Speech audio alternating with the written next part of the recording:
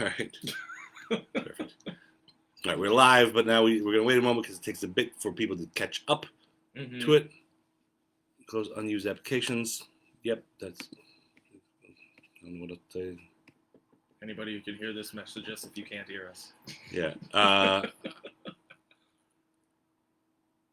Erica especially, because she's like, I'm going to listen to this on my commute. Actually, don't text, because she'll crash. Should be fine. All right, so we should be going. I don't know if people can hear us yet or not. This is our first time out with all of this equipment and such, but this is Mike and Will. Hi. And we're going to be doing history of the week. Nope. No, this week in history, Mike. This week in history. Sorry, I'm doing technical stuff. Current frame rate is too low. I apologize if our frame rate is low. I don't know what that means. We're not going to be moving around much. It says action needed. All right, so for those joining us, thank you for putting up currently with the tech trouble. Oh my God, I'm not going to deal with this right now. That is a lot of stuff. All right, so we're just going to say that we're going live. We got one person watching us. If it's crappy frame rate, I apologize. I'm pressing play, and okay. that's us. There's a delay, but it looks like you can still see us. All right. I don't know if we can hear us. I'll turn it on. I don't know. This might not be. All right, so for those joining us, it works. All right, we sound good. Cool. We sound good.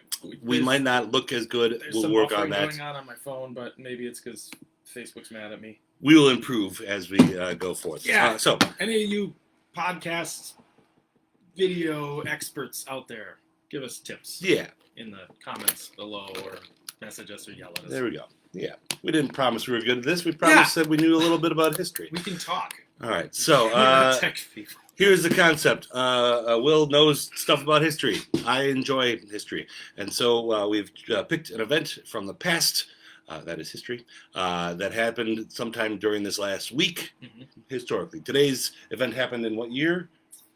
Oh, no, now I forgot. You made me forget, Mike. I believe it's 48 BC. Well, I'm going to double check now because I was specifically going to do notes and then I didn't do notes. Nice. Good prep work. Should have. 48. Yep, 48 BC. Good job, Will. 48 BC, that's when we were counting years backwards, right? Yes. Great. Yes. So that's 2,069 years ago. Nice. And so the other thing we're doing, we're timing this. It's going to be an hour. This will be an hour-long podcast. This is done when this is done. And we think an hour, unless it's quicksand. This is roughly an hour. If it's quicksand, it goes faster. If you have any comments on the quality of the show, please comment in the comments section. If you have comments about just how we look, keep it to yourself. Don't be mean. And let's just get started and figure out how it goes from here. All right. So today we are discussing the death of Pompey. Yes. Roman. Yes. A Roman emperor. No. So at the time, this is right before the Empire of Rome was a thing. At the time, Rome is still a republic. So Pompey is a consul of Rome, and a consul is kind of a president. Elected. Yes. There are two of them at any one time. Okay. And Rome has been like this for hundreds of years at this point. Are they vice president and president? No, co-president. Co-president. So at some points, they just, in the old days, for Rome, so even older than this time period, they alternated command of the army even day to day. Oh. So let's say, they're not Roman names, but say Jim and Bob are consuls. Geminus and Bobbinus. Geminus and Bobbinus. Yep. Bobbinus? Bobbinus. So Geminus, cricket, he runs the army one day, says we go this way, and it's assumed that Bobbinus is going to do the same thing, but Bobbinus could say we're going the other way. So it got kind of confusing. But they are elected. They are elected together. Do they run together? I'm digging deeper into this. So each consul runs on his own kind of platform, but sometimes they work together. So what's interesting about Pompey is Pompey is co-consul for a while, and it's only for a year term. Okay.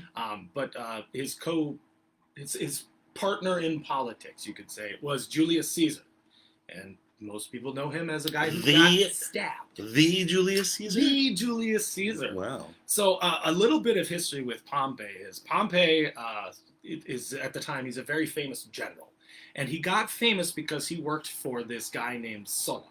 And Sulla was the first Roman to successfully have a civil war against Rome. He waged all-out war against Rome because of some political stuff. Okay. And then he kind of changed how the system worked. And he kind of normalized this idea that if you really want to change things, you can just use an army to do it. Oh. And that has long-term repercussions. So Pompey kind of learned from that, and he cut his teeth being a soldier in that army and working for Sulla. Sulla had a personal vendetta against the Julii family, which is where Julius Caesar comes from. Okay. So they were adversaries, but eventually Caesar... Do you know what his personal vendetta was? Well, the Julian family opposed his family. Okay. They were loyal to his rival. So he oppressed basically everybody who disagreed with him and promoted only his people. But like a Hatfield and McCoy sort of scenario? Yeah, kind of that. It was, but bigger. Okay. You know, bigger, more grand and Roman. More grand and lots more stabbing. Sure. So he took people's land and their money and their property and gave it to his buddies. Okay. So Pompey comes up during this, proves himself to be trustworthy, becomes this general, which in Rome, being a general is part of politics. Yes. Normally you work your way up through a list of ranks. And it's kind of this, they called it the cursus, which is the course, the politics course. So you start at this level of magistrate, you work your way up, and the top of that is consul. Okay. Now, for these people, when you start work your way up, can anybody do that, or is it through a rich family? Typically, you got to be a rich family. You have to be of the senatorial class. You could be an equestrian class. Horse? You could be a horse. You could be a horse. It was the idea that in the old days, the classes were built on the kind of equipment you could bring to battle, what you could afford. Oh, okay. So like a dowry, that's why I'm bringing... I can bring a horse. A horse, 12 sheep, and 3 gold. Yes, exactly. You can marry because in the original Roman style was everybody was a citizen soldier. Everybody. Ah, okay. But you had to equip yourself. Even the ladies? Well, not the ladies. Women were not allowed to serve in the military. But they had to do everything else while the men went off to stab each other. Okay. Although I'm sure there were women who joined, they just were secretive about it. Sure, Mulan. Mulan, yes. But that was... Not Roman, not actual history. So, yeah, these... You could be an equitus, or you could be a senator class. It was about having a certain amount of property, plus you had to run your election. Sure. You had to pay for it. And as Pompey was coming up, he became friends with this other the wealthiest man in Rome was Crassus. And Crassus was famous for killing Spartacus. Oh, Crassus sounds like a nice guy. Yeah, he was really, really great. Sounds like, actually, he would use rude language. Yes, he does. He's very... Crass. Yes. Right. It actually comes from... It's just Crassus again. Shut up. I say what I want to say. Yells at everybody, hits people. He's very rude. Nobody likes him. And he just throws money at problems. Okay. So those two become friends. Now I'm just wondering if there's any parallels of people like that in current day. Sure, any rich person. Yeah, really. Right. So Crassus and Pompey become buddies, but Crassus has this other guy that he's very fond of, named Julius Caesar. Okay. The three of them join forces, and they become the first triumvirate. I've heard that word before. The first triumvirate. And we've used this term anytime we have like a group of 3 kind of running things. It's triumvirate. And it was kind of they weren't dictators, because at the time a dictator was an actual term Romans used. It was an elected official. Oh. It was one who takes dictation. Well, what it was the Senate said, we have a problem. Mm-hmm. It takes very quick action to deal with this problem. We give all authority over all of Rome to one person. You. Yes. That guy's the dictator. Yeah, we get things done. Sulla was a dictator. Say what you about dictators. They get things done. Stuff done. Not always good. So on record, we are not fans of dictators. Nope. But we do recognize they get things done. They get things done. Roman dictators were very different, though. They were usually pretty benign. You were given the job, and it was only for 6 months. And then most of them resigned their commission before that ever happened. Now, you said you get consul for a year. Consul for a year. And you can be a dictator for 6 months. Yes.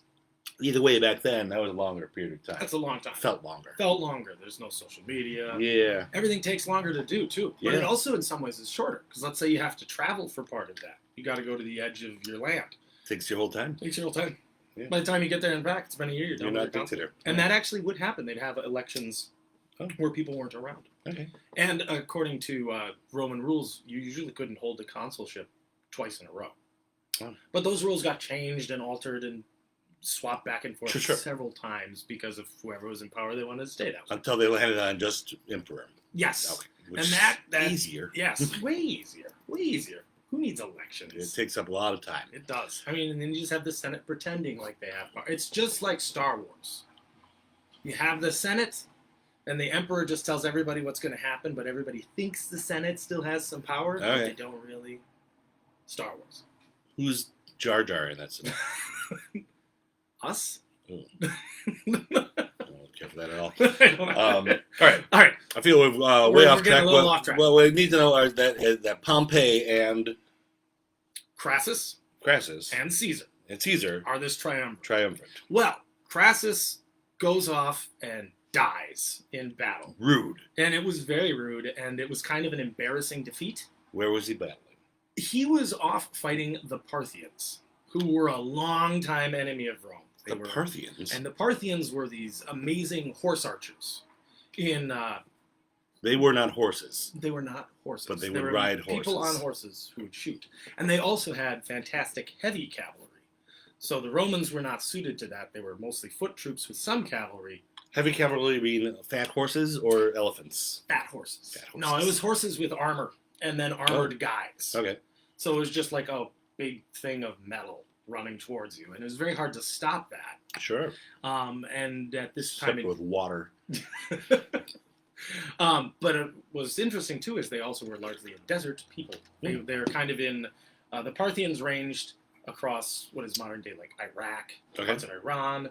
And correct me if I'm wrong, because my Parthian knowledge is less extensive than my Roman knowledge. Let me I'll pause you just for a moment if anyone is watching. We will have a section for future podcasts that we are tentatively calling Well, Actually, where you can correct us on previous shows. But since we have no previous show, there's no reason to correct us on something we've not done yet. But we'll give you a freebie right there. You can correct them about the Parthians. Yep. Correct them all day if you want. Yes. All right. They invented a cool technique called the Parthian shot, which is the idea of riding forward, turning, and shooting at the guy behind you. Oh, yeah. So they charge their archers up, look at the Romans, and then run away and shoot them, and nobody could catch them. Romans hated that. They probably also had the Parthian shot at Parthian bars. shot. Probably. After battle, they were done. Actually, maybe not. I don't know if they had spirits back then yet. If they only had beer. They had wine. Spirits. Did they? It depended on where you were. I don't know that the Romans had spirits. Okay. Maybe we should look that up for next. I read a whole book about the different beverages throughout the years. Might not have had spirits. I don't remember which. I know that came after wine and beer. I feel like the Russians always had spirits. Yep. They always had potatoes, so they always had vodka, and they couldn't grow grain. Yeah. Does mead count as a spirit? There's a fine line between wine and spirits. Like wine is basically, booze, fermented fruits and stuff. Yeah. It just becomes a distillation thing. All right. Anyway, regardless, Parthians, if they had a shot, was probably some sort of beer. Yes. And one of those Parthian shots, the aerotype, probably killed Crassus. Oh. So when Crassus died... Oh, impressive! Good shot. Good shot, dude. Didn't expect that off the side of a horse. Used to horses shooting forward. Yeah. Said that in Roman. It's always bad for Rome when one of their bigwigs dies. Yes. And at the time, I believe that he was a consul. Huh. So that's a very bad. That would be like if the president, if George Washington had gone to war and got killed. Shot by a British soldier who could shoot running away. The side of his horse. Exactly. Got it. So now we've got Pompey, we've got Caesar, and they were kind of held together by Crassus because Crassus had all the money. These two are both very wealthy, mind you, but Crassus was stupidly rich by like a lot. Like he owned a huge amount of Rome and had a lot of cash on hand, which isn't always the case for wealthy people in general. Especially at those times, it was largely about owning land and people. Romans had slaves. Slavery's not okay. I've tied it up with a lot of investments. I'm investing in a lot of slaves right now. Yep. The market for slaves is going up. Well, and Crassus actually did directly profit from doing with slavery because he's the guy who fought and defeated Spartacus, the slave rebel of whom Kirk Douglas made us very famous. And he won, and that kind of got him more powerful Uh-huh. than he already was. Because everybody was like, well, you're rich, but you don't know how to fight. He's like, I can fight. So the rich guy was buddies with Pompey and Julius. Now he's dead. And now he's dead. So things pretty quickly start to kind of fall out between Pompey and Julius Caesar. Yes. Caesar tries to patch things up, marries his daughter off to Pompey. That was a thing you did back then. As you do. That was a thing you did back then. Hey, buddy, I know we're having a little fight. How do you feel about my daughter? Yeah. And now you're my son-in-law. Weird. So if I die, get my stuff. Yep. That kind of a thing. Okay. And it worked for a while, but then she died in childbirth, like happened very frequently back then. Yeah. And then Caesar was off fighting the wars in Gaul, which is modern-day France. Okay. The Gallic Wars. And he wrote a book about it, which is really cool because you get his first-hand accounts of everything that happened. He wrote a book, or he dictated a book? He probably wrote part of it and then dictated other parts of it. Because he was on campaign while he was doing it. Yeah. So he's riding around. And Caesar was a guy who rode into battle. He didn't just sit back in his tent. You were expected as a Roman general to lead your people from the front. Not all the time, but in bigger engagements, you got involved. Yeah. So get your hands dirty. You gotta get your hands dirty. Get up in there. It's also interesting because he wrote the book largely as letters back to Rome, saying, "Here's how good I am." Okay. So a lot of it's propaganda. You have to sift through some of it. And he may not have been writing a book per se. Just writing notes. Yeah, but it's interesting how it reads because it does read like a soldier kind of going, well, this is what happened and this is what happened. It's very clear and there's not a lot of flowery writing. You can tell when he's trying to talk himself up. Because he'll be like, oh, I mean, this happened, but it wasn't really my fault. Misfortune can happen to anyone, and maybe if this had been different. That sounds like every current politician. Yes, yes. It's like they learned from the master. Interesting. So as he gets more famous, because as he's fighting these wars, the perk of leading an army was you get all the loot. Yes. Now you share it with your people. Yeah, but not the good stuff. But not always the good stuff. So when he took, there was this great city for the Gauls. It was one of the last battles that they fought. It was the Battle of Alesia. And Alesia was this giant city on a hill. And they beat it. They beat the Gauls. And they captured more than 100,000 people. Well, now there are 100,000 slaves. And he just split the numbers up amongst his soldiers so that every Roman soldier had a handful of people that they now owned. What a strange life that would be to be a slave. One day you're working for one guy, next day like, nah, he's dead. You're working for me. Another guy. You're working for me now. What am I doing? Same stuff you were doing before. Same thing, slave stuff. But now over here. Doing the same thing, but over there. Yeah. And it was different too because we park our horses on this side of the street now. We pick it up with a shovel instead of your hands, a dish, or your dish, or this or that. But it was very common practice then, especially the Romans, but other cultures did it too, was if you lose, you lose. And the option is we just kill you in battle or you can be a slave. Sure. Sometimes being a slave wasn't the worst thing ever. It's very different than the chattel slavery we're used to in America, in our history. More servant-like? More servant-like, yes. You get a place to... Yes. 3 hot meals a day? Yep. Maybe. Usually not whipped. Probably not hot. Usually not whipped. Okay. Usually not beaten. You're considered an investment. Yeah. And then do you imagine at the time there were like people who were like try to let's put a good spin on slavery? There were slaves who opposed the idea of freedom for slavery because they liked the idea that it's good to have a steady job. Your steady job, you're not in charge of steering anything. You're on a ship, but you don't know where the ship's going. But it's safe. People like stability. You had food. You lived in a better house than you could ever afford by yourself.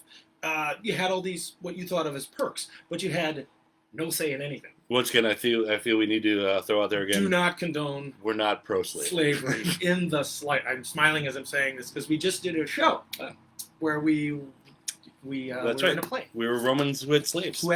That's right. And we did not approve of it then. Slavery's not good. It's not acceptable. But this was just the reality of working nonstop minimum wage at a job you have to work in order to live. That's fine. That's totally fine. That's totally fine. And not modern slavery. You shouldn't expect better than what you got. If you want more money, you should work harder. Yes. Blow yourself up by those bootstraps. Make sure the sarcasm font is on. Yes, the sarcasm. All right. So, Anyway, so Pompey sees Caesar getting richer and richer and more powerful Yes. and more popular. And Pompey hasn't been to war in a while. Mm. He's getting to be in his 50s now, which isn't old by Roman senator class. There were still Roman senators. What was the average age? Which would you depended. guess? If you were wealthy, you could live to be 70, maybe 80. Doing all right. Because the Roman citizens, they had clean water, they had aqueducts, they had baths, they believed in cleanliness and eating well. If you're the washing hands, if you were the plebeian class, the plebs, you were the poorer class, might not be so good. You might not have access to all those nice things, and you're probably doing all the fighting in the wars. Did they have indoor plumbing as well, or was that pooping in the street time? Some houses did. Okay. Some houses did. Some houses didn't. They also had public restrooms. Oh. Which was that's something that went away during the Dark Ages, the Middle Ages, and all that. They did not have public restrooms. You just kind of pooped in the street or in a hole. But in Rome, they had public restrooms that you could just go in and go. You didn't have to pay, and it was better than a porta potty. Nice, I would say. So, they dug a trench in the ground, and they had sewers. Then, at least in Rome and all of their bigger towns, they have running water that too. Mm-hmm. I don't know how the aqueducts work. So. Quick side thing is largely Rome's got lots of mountains and hills. Yeah. Lots of ice on top of those mountains and hills. Lots of streams. You build the aqueducts up to those streams. Gravity does the thing. And those aqueducts are still standing. Ooh. We can't get a road to last more than 5 years in Wisconsin, but the Romans, those roads you can still drive on. 2,000 years old. Figure out how to do that. So anyway, I don't know how you do that. I don't know. I think you just use stones. Maybe. Yeah. Just really good stones. Yeah. and workmanship. And gumption. And think. You gotta have gumption. And think not. I want this to last for a little while. Think I just want this to last forever. Yes. Got it. You don't even think about that. You just I want to forever go from here to there. Yeah. How do I do that? This. All right. So Pompey and Caesar starting to build up this rivalry. Yeah. And eventually it boils over to the point where Pompey's like, Caesar can't have an army anymore. He's got to disband. He's got to do all this stuff, or else. But he has nowhere else to. He has nothing. He has no leverage. Well, he does, because him being Pompey Magnus, the Great, he would say, "I have to stamp my feet, and legions will spring up around me." Oh. And he does have an army because he's a consul. Okay. So he also has an army. It's just not fighting. Just not fighting, and not as popular as. Not as popular because they're not doing anything. It's the what have you done for me lately? That's why they got to keep fighting. Yep, and that's what the Romans did. So Caesar was he was recalled by the Senate, and he would say, "Well, I'm not done, so you can't recall me. I have stuff." So Caesar was very good at finding a pretext for war. Well, I was doing this, but then our allies got attacked, so I had to go over here. And if I had come back to Rome, all our allies would be dead. So he was extending his war. And they didn't like that because he was collecting more money, more power, and his soldiers were fanatically loyal to him. And this was a time where the army followed the leader, not the country. Sure. So Caesar's got this army of several legions, and a legion is about 5,000 troops. I don't note there, 5,000 troops. And he, says, fine, I'll come back to Rome. And he marches his army back towards Rome.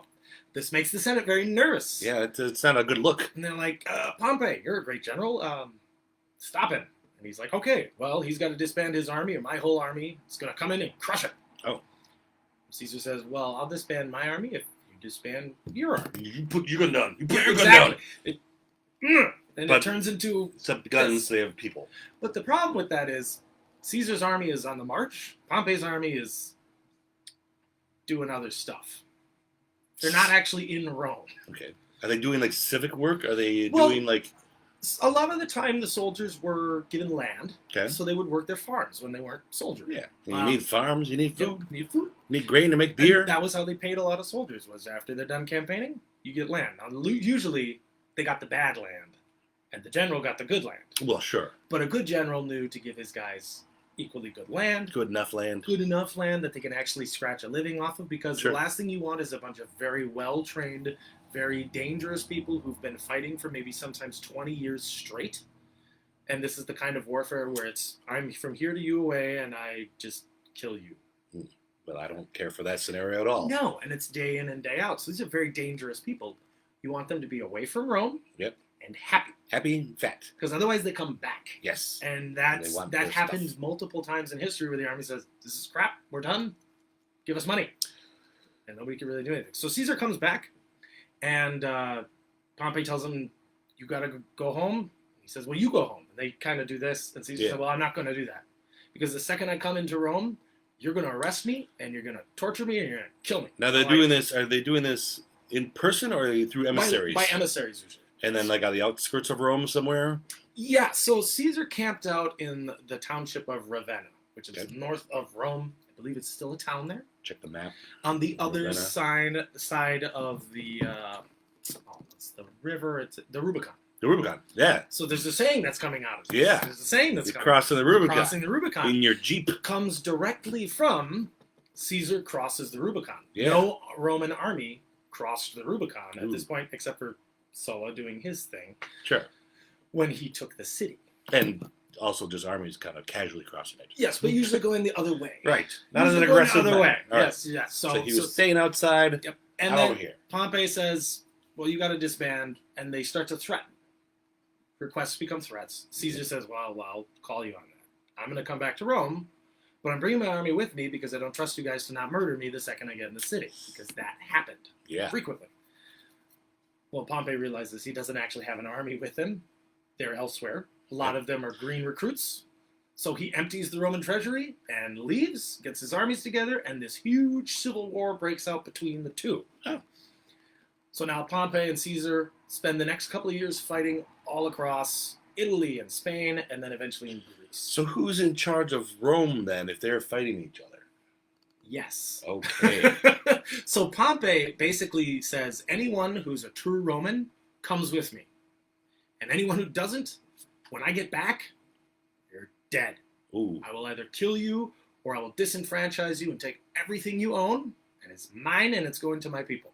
So the Senate all goes, yeah, Pompey is here, we're going with him. Yeah, because he's actually in town. Because he's in town. Okay. But then a bunch of other guys go, but Caesar's right there. He's doing good stuff. And he's really scary and has this very professional... He's very charismatic. He's very charismatic, he's very wealthy, he's very powerful, and his writing is very compelling. And this is a time where being a good orator, a good public speaker is really important, because you don't have a social media maven sitting there saying, this is what you've got to say. You have to say it. You have to put up or shut up. You have to prove yourself by deeds and actions. Now, when he would write his letters or stuff like that, would they be dispersed somehow, like verbally, throughout the town square? Yes. So the forum, the idea of a public forum. Yes. Where funny things often happen on the way to forums. Would have public speakers come out, basically take writings from people and read them. Yes. Publicly. Okay. It's a town crier type situation. My knowledge of that comes from the HBO miniseries Rome, which is fantastic and very accurate. That's I was going to say, I if you guys want to see a lot of this stuff, that is a fantastic take on it. I should watch the second season. There were only 2 seasons. I watched the first one. The first one is good. The second one talks about the second triumvirate. There we go. Which is another. Spoilers, Caesar isn't in the second one. No. He was my favorite character. Yeah. He's more of a setting in it almost. He's such a grand character. Yeah. He's like he's not the main character, but he's the main focus of everything. Yeah. He's Caesar, and he's very well acted. But anyway, so Pompey and Caesar have these battles over time. It's a weird time for Romans because it's Roman against Roman. Yeah, that's odd. They're going around from city to city, and how long did this civil war last? 4 years. 4 years. And it because lots of traveling. Sure. But the way, especially if you read, like, Caesar wrote a second book, which he never finished. Oh. Because spoilers. Spoilers. Something bad happened to Caesar. Okay. Mid-sentence. Towards the end of everything. But the Civil War lasts such a long time because it's not just between Caesar and Pompey. It's Caesar's faction, Pompey's faction, and then a whole bunch of other stuff gets pulled into it. Specifically because of the death of Pompey, which is what we're specifically talking about. But we have to know all this other stuff to get to the meat of the matter. Yeah. So Caesar and Pompey have all these battles. Their different generals are fighting all over the place. Caesar's kicked Pompey out of Italy. He's secured safety there. But Pompey's kicked Caesar out of Africa, which is a very important center for trade and grain, and was largely controlled by Rome. Even Egypt is like a client state. Do what Rome says, or beat you up. Okay. That's how Rome did everything. Yeah, it's effective. That's effective. When you have the biggest stick, sure, you usually use it. Not that that translates at all to how the world is today. Okay. Moving on. Carry on. Going on. So they're kind of trading off all of these the different techniques of how they're going to fight. They try new siege techniques to take over cities. Right. But through the whole thing, Caesar is constantly telling everybody, and it's a great bit of political theater, I'm well within my rights to do this. Oh. I am simply protecting Rome. Sure. And my loyal soldiers. Doing this for your own good. Yes. So Caesar does some great things with how he how he maintains control. He always sends emissaries to cities before he shows up. And Nice. says, hey, I'm a Roman consul, because Pompey left Italy, they still had elections. Oh. And Caesar made sure that he ran for consul. Oh. So he becomes consul. Pompey is not consul anymore. Oh, you hear that, kids? Try and take over the world. Make sure you get the paperwork in first. Yep, that's right. Paperwork is very important. This is voting matters. That's right. Because you might have to vote for consul someday. Sure. And you want to make sure it's not the guy on the other side of the ocean. You want it to be your side. Yeah. So, but Pompey has like a huge part of the Senate with him. So there's a lot of question about how legal this whole thing is because the Senate wasn't really there to vote. Did they just have as far as a body of government? They just had the Senate and the guys in charge. Did they have a third branch? They had the people's tribunes, and those represented the majority of Romans. Oh, so would that be like the plebs? Would that be like a Congress? Or, kind of, yeah. Okay, so we have the Senate. It's a little different because the people's tribune they had three. The tribune. Oh, okay. Well, I mean, originally there were less of them. Yeah. They had certain veto powers. But I haven't heard much of them, so they can't be that powerful. They're not nearly as powerful as the Senate class. Never heard of them. No. But so, like, a famous people's tribune at one point was Mark Antony. Yes. I heard of him. Antony and Cleopatra. Sure. They're going to factor into this story very soon. Ooh. Antony was Caesar's right-hand man. He was his best commander. Every time he shows up, stuff happens that helps Caesar. He's very loyal, very passionate, very famous, great warrior. Mark Antony now is a singer. He's a singer. Yes. There's an H there. Okay. So only difference. Different guy. Antony and Thunny. Different guy and 2,000 years. Yes, but this is a little different. What's still awesome. Sure. I think. I don't know. Actually, I'm not familiar with his work. I feel like I know one of his songs. If I heard Make a note. I'll look him up. Write it down. Look up some Mark Antony Write it down. Later. But yeah, so like Mark Antony was a people's tribune. Yes. And it was because he wasn't of the higher ranking class. Ah, okay. He was a plebe. Yeah. He's a poor person. But in Rome, you could get great power by being a soldier. Okay. So a lot of people who wanted any kind of political career started that. And every politician of note had to. Start with money or get beaten people up. Yep. Exactly. And even when you have money, use it to beat up more people. Good to beat up more people. And then you get more money. Yeah. And yeah, so that's... Well, say what you will about our current system, but I do... It's a little better. I enjoy not having to beat people up. Yeah, did you have to do that to be alderman? I have not had to threaten anybody. Did you have to go to a war in some country and like burn a city and take all its money? No. I just had to go door to door and ask people if they wanted me to represent them. Seems a lot easier. Yeah. A lot more efficient. Yeah. Like more benevolent. Less swords. Less stabby. Yeah. There's some good points and bad points to that. I guess. I would be okay parading around the city streets with a sword. Yeah. If that was okay. I feel like that would be cool here. Swords are cool. Like, sure. They look neat. I feel like it's brandishing, though. Yeah. I mean, you can in this state. Open carry. Oh, good. I think we have open carry. I still won't. All right. I still won't do it. So anyway. So Pompey and Caesar kind of sparring politically back home. They've got people working for them. And then they have their armies in the field. So at one point, while they're in Greece, Caesar attacks Pompey at one of his camps. And the way the Roman armies moved all the time was everywhere they went, they made a camp. And their camps were fortified things. And the armies of Rome were very famous for digging. Oh, okay. They could dig trenches. They could encamp an area in which thousands of people could live. Would they fill it back up then when they left? Sometimes. Okay. It depended on if they were coming back. Sure. So in this particular... I'm not digging this trench a second time. That's right.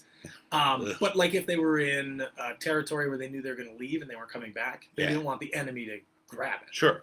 Well, in this instance, Don't grab my trench. they built a trench, didn't fill it in, and then they fought over this this fortification because it's really well made. Nice. I like this hole in the ground. Yeah, it was. Well, It's and mine. they put they dug the hole and then they put all the earth on one side, and then they built a log palisade on top of that, and then they built ramparts on top of that. So it's like a little castle, like little forts everywhere they went. Palisade. Look that word up at home. Palisade. I'll look it up later.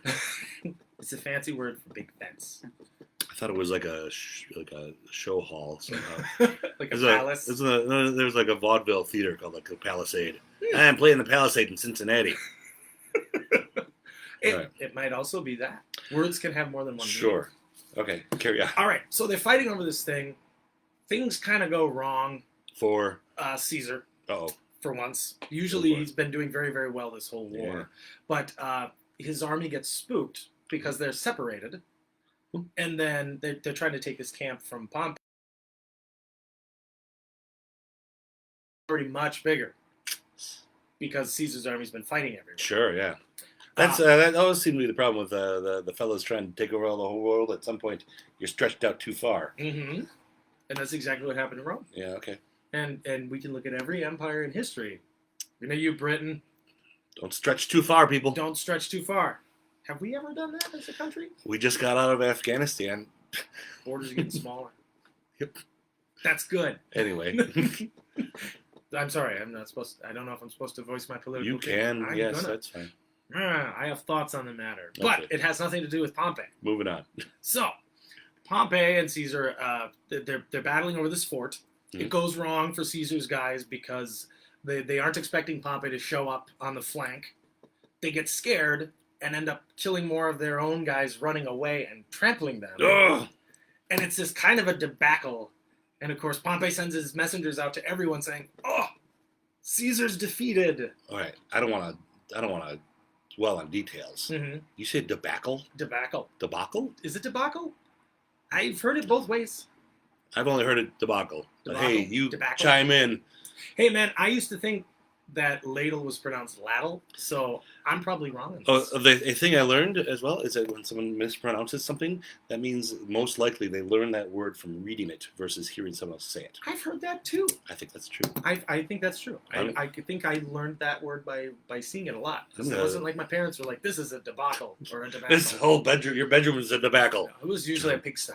Yeah. That was Mom's word, pigsty. Tobacco sounds like a tobacco brand.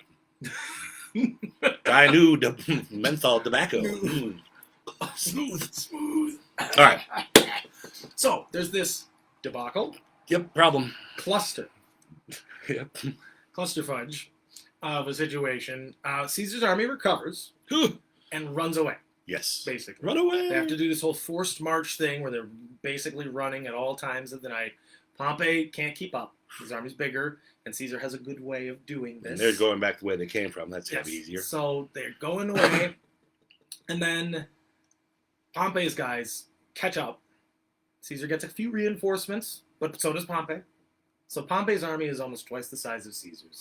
They're fresh off this victory. They're like, we got him caught. Dang. We're between him and the ocean, and we can, well, not the ocean, but the Mediterranean. Sure. And their ships controlled the Mediterranean. Oh, so Caesar's stuck between the devil and the deep blue sea. Yes. So he's stuck. No matter what Caesar does, he's kind of stuck. He's got some allies. The Greeks have been feeding him and stuff, and it's very important. Army marches on its stomach. It does not look good for Caesar, but based on history and the title of this podcast, we're going to find out. I think it's going to be okay. Pompey's overconfident. Yeah. His guys are back in their camp, and they're planning out who gets what office. Oh. They're like, oh, well, when Caesar loses, he's going to lose this office. He's going to lose his priesthood because Caesar had been made a priest, which is a very lucrative job. By the way, also easy to do online now if you want to get ordained. I'm ordained. Boom. I think So you're am I. ordained. Yep. We're both ordained. Yeah, Took easy. 15 minutes, and I think I paid $5. I find it very lucrative so far. I paid any money. I think I paid $5.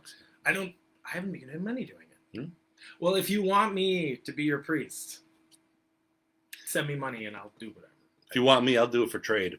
Oh yeah, that too. Don't you try to undercut too late. me. I've ordained. I've done many services already. I love it. A rookie. I am a rookie. Anyway. I'm a rookie.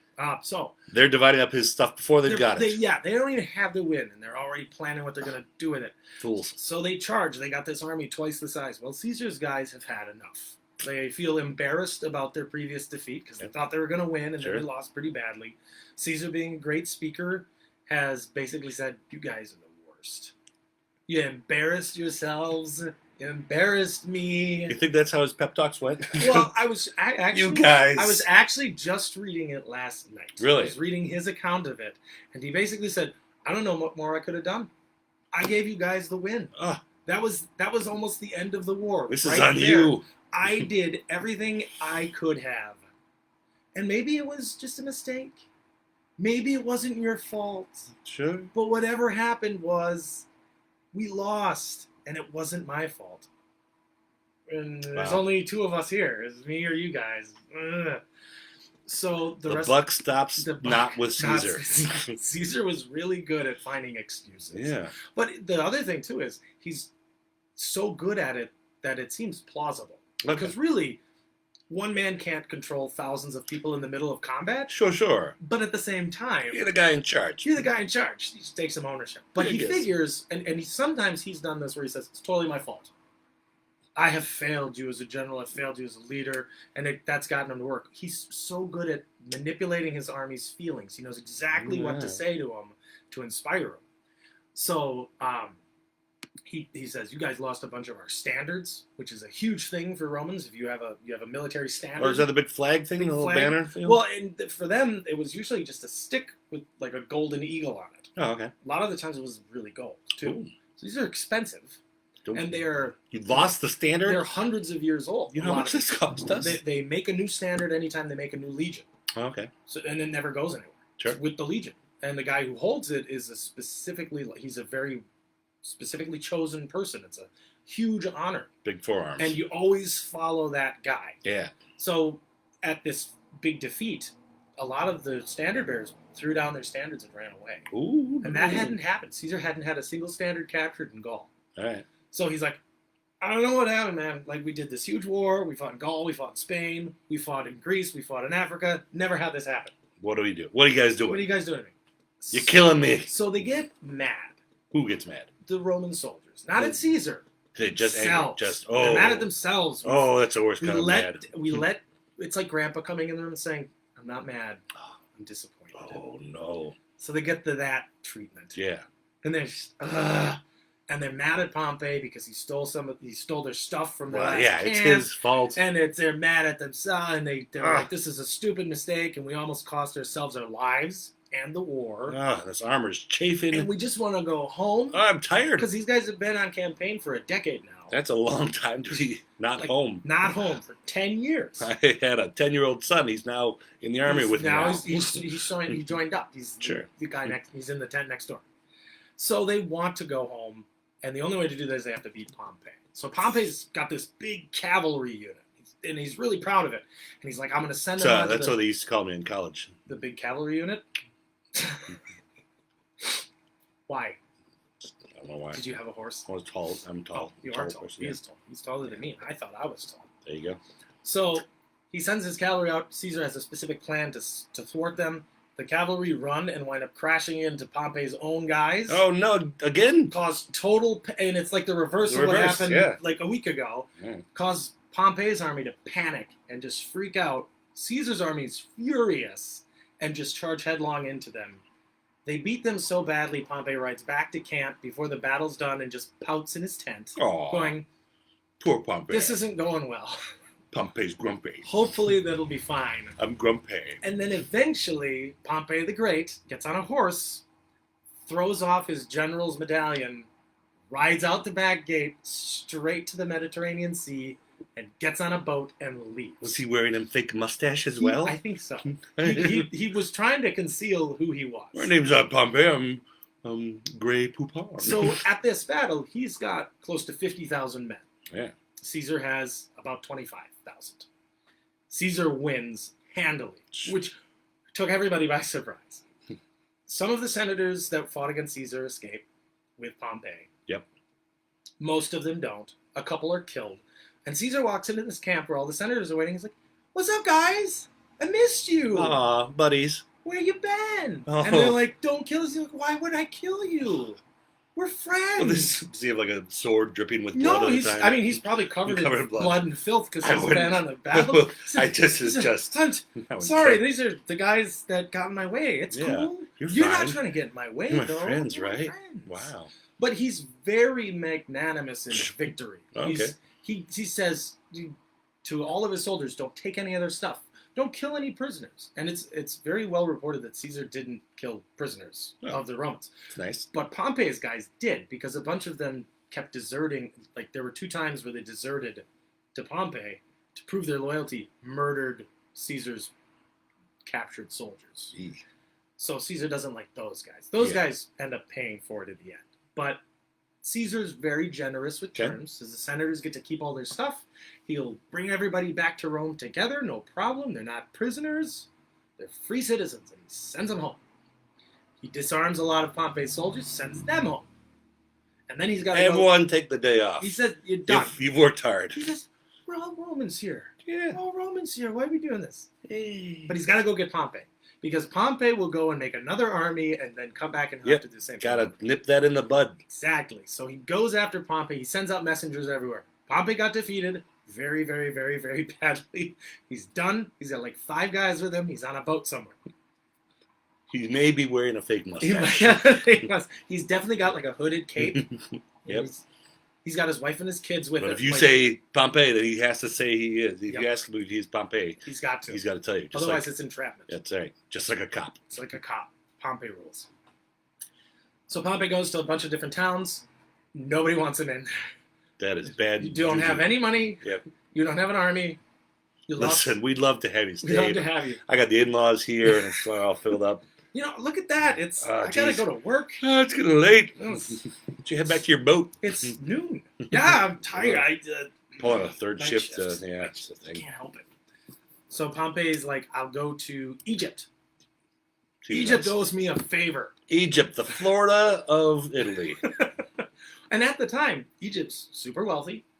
It is kind of answers to Rome, but it's its own place. It's got a king and a queen. Okay. They're the breadbasket of the Mediterranean. Yeah. They create more grain along the Nile River than almost everywhere else in the empire combined. So the Nebraska of Italy. Yes. Like if you took Nebraska and Iowa and just filled them with more corn and more green. Sure. I always feel like Nebraska is really brown. Yeah. So make it more green. Okay. But only along the way. I also feel Egypt is really brown looking, but it is now. It's worse now. Oh, okay. Lots of wars and expansion of the desert. Yeah. But at the time, especially around the Nile, tons of grain. A fertile crescent, if you will. Oh. I remember that from high school That's history. Fertile crescent. Write that down. You guys can write that down. Fertile crescent. Fertile crescent. So, Pompey goes there.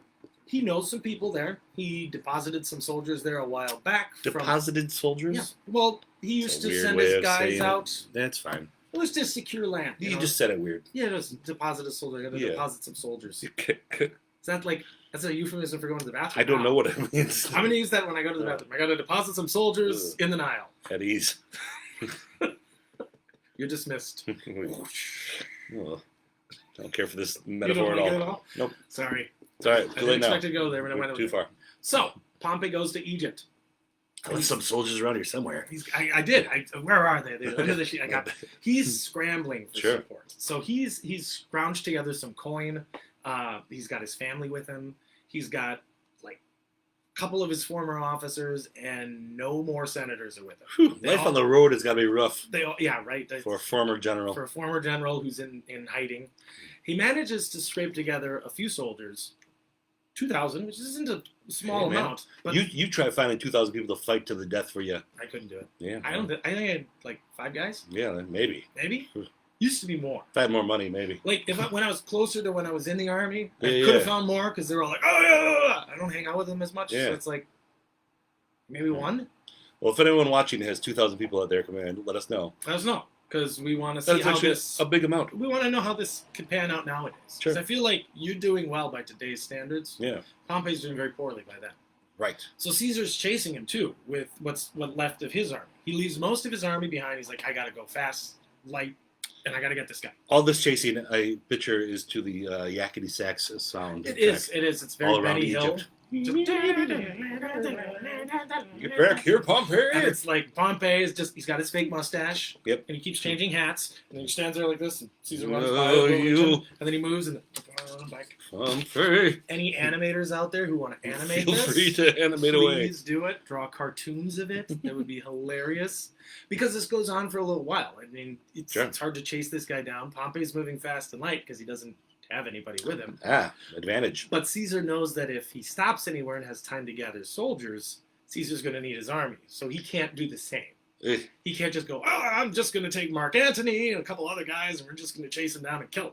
It's like, I need an army to fight if he has an army. If he shows up in this town and they're like, no, he can't come in. I've got to get him out. So, anyway, Pompey gets to Egypt, goes on shore where he is welcomed by one of his former centurions, one of his former officers who worked under him for years. Buddy. The guy shakes his hand and stabs him. Oh, no. And they cut off his head in front of his wife and his kids. And plan to give it to Caesar as an offering. That's nice. And the reason all this happened is Pompey sent messengers to Egypt. Egypt is going through a bit of a civil war on its own right now. The king, Ptolemy, he's spelled with a P.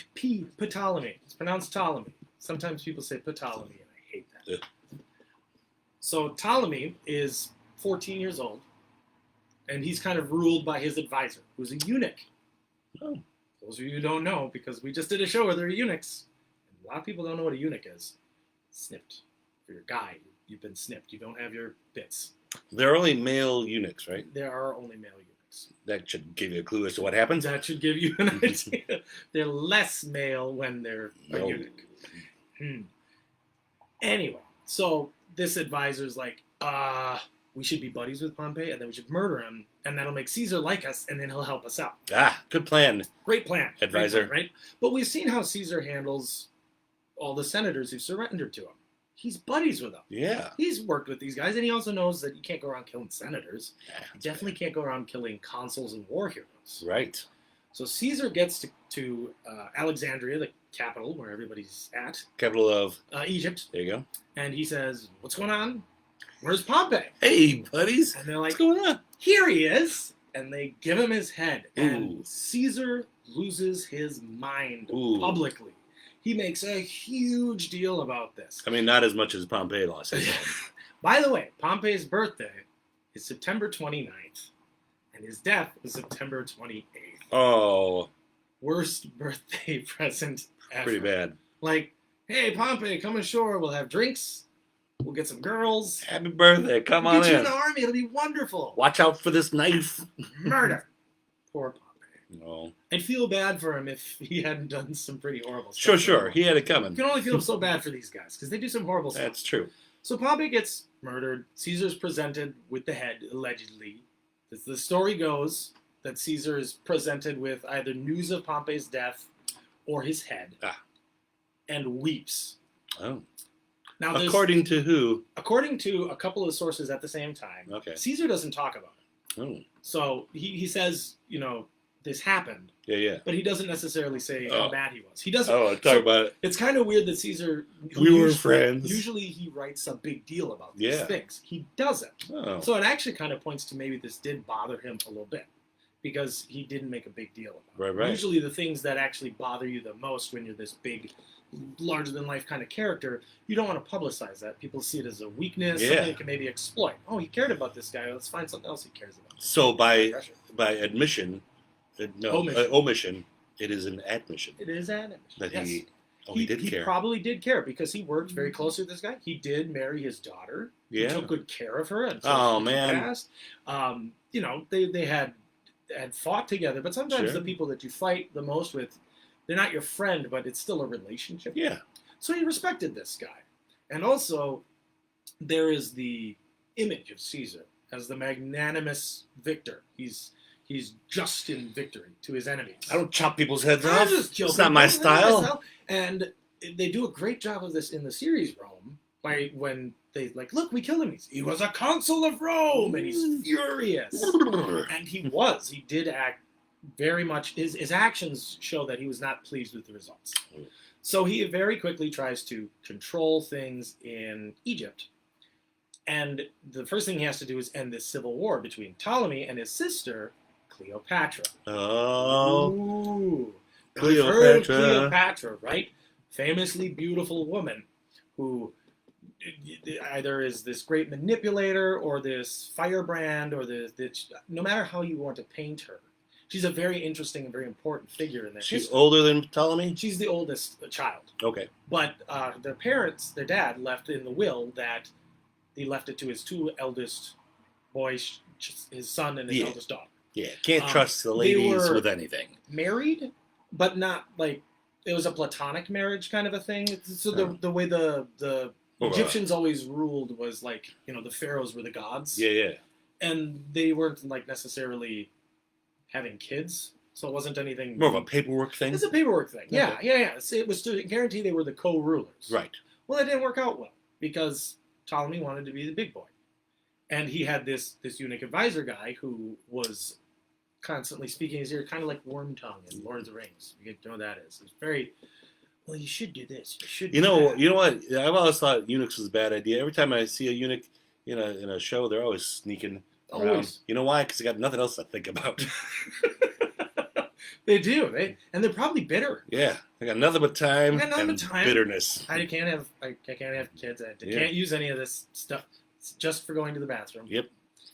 So I guess I'll do political machinations. Yeah. Machinations. Yeah. I've heard it machinations. Sure, that too. This is like debacle and debacle. I'll look that one up later.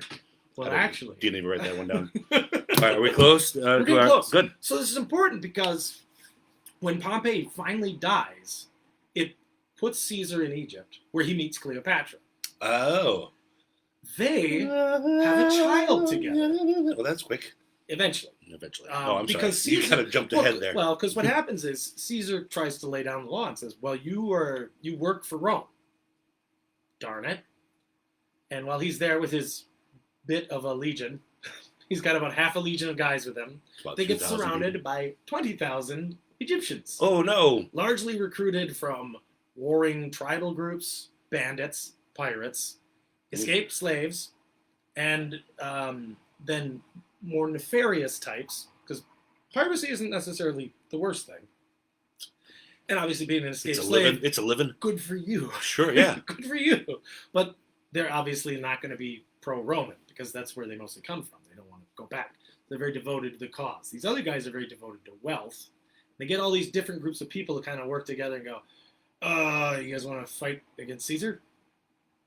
And they besiege him in the town. Okay, and so surrounded by 10 times as many people is never a good scenario. No, I don't care who you are. Even if you're like Bruce Lee. Yeah, just the word surrounded is bad. Surrounded is bad. You don't want that. You want face-to-face. Or preferably with a table between you so you can talk things out. Sure. So Caesar's surrounded. He's got to come up with a plan. He has to call in for backup and reinforcements from all over the place. And he basically has to sit in Alexandria and defend himself against an army 10 times the size. He burns the entire fleet because he realizes he can't get support from the sea because he'd have to protect all of these ships. He doesn't have the guys for that. Yeah. The other option is the other guys get the boats.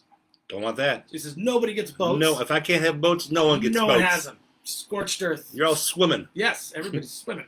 And Alexandria is right on the Nile, right on the Mediterranean. During all this trouble, the very famous library gets a little singed. Oh no! Is that when that happened? Yeah, who did that? It's one of the times. Nobody owns this. Nobody wants to own who did it. Someone burned the but somebody Library of Alexandria on purpose set the Library of Alexandria on fire. It was damaged. It wasn't destroyed. Okay.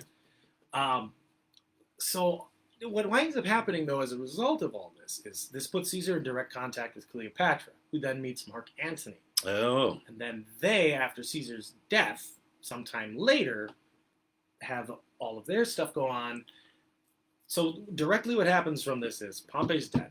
Caesar goes in to say, Egypt, you got to shape up. He gets rid of Ptolemy. Ptolemy's actually killed. So 14-year-old kid don't try to fight in war. It's a bad idea. Bad plan. He gets killed. Cleopatra takes power and says she and Caesar have a kid together. So he's secured his legacy. He goes back to Rome. He gets announced as the most powerful man in Rome, and he gets announced as the dictator. Hey, everyone, I'm back. They give him the dictatorship. Check me out. Yeah. Well, he maybe is a little too generous to his followers and to the people that surrendered. They don't want a dictator.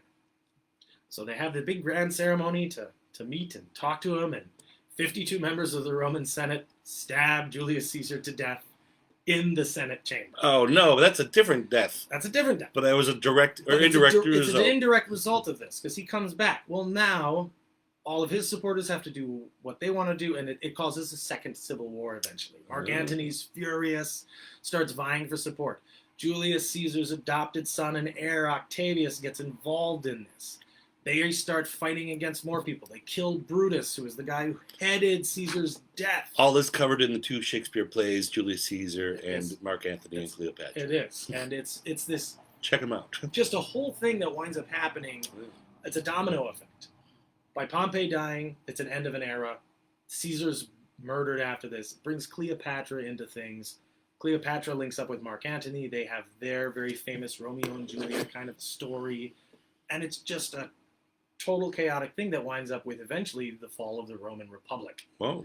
Because when Antony and Cleopatra die, they were fighting against Octavian, Julius Caesar's heir. Octavian then says, all of this happened because you guys murdered Julius Caesar because of what happened with Pompey. And I'm going to make him a god that will be worshipped. We are now going to have the month of July because of Julius Caesar. And I'm going to be the emperor. Who's going to stand against me? And he has his soldiers step into the room, and the Senate says, oh, emperor. And that's how you have the fall of the Roman Republic, is basically because Pompey's civil war with Caesar doesn't go quite right.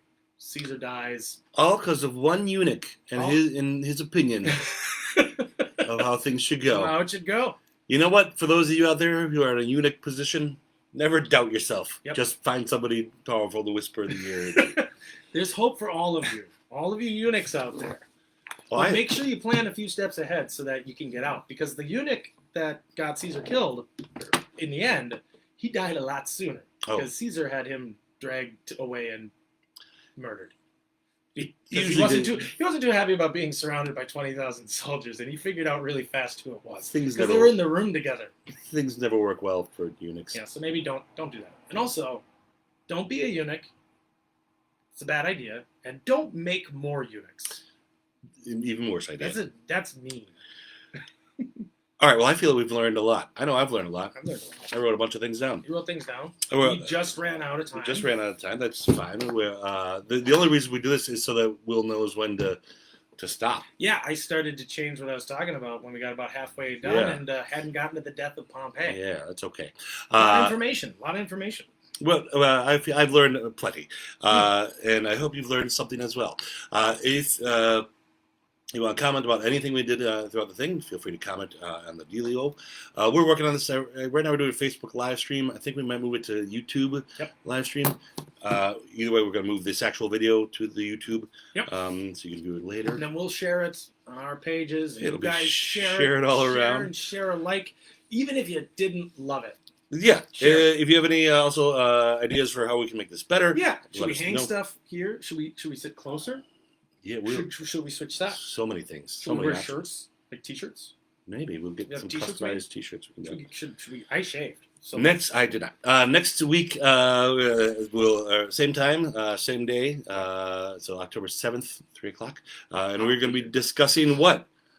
Oh, Charlemagne. Charlemagne becomes co-king of the Franks with his brother, and we're going to find out who this Charlemagne guy is, why that's really important that he becomes a co-king, and then... Co-king. Co-king. Not cocaine. Not cocaine, and not coking. Coking is little pieces of wood that they used to stick between planks in ships, keep them from leaking. I didn't know that. It's caulking. It's a type. It's like caulking. Right. Caulking. Not either way. He's coking. Coking. We'll be discussing that next week. Not same same time. but the co-kingship. If you feel it, and we are going to make this smoother as well. If you feel the need to throw money, you can, what we're doing is we'll be donating that money to Paul's Pantry, which is a local food bank here. Yep.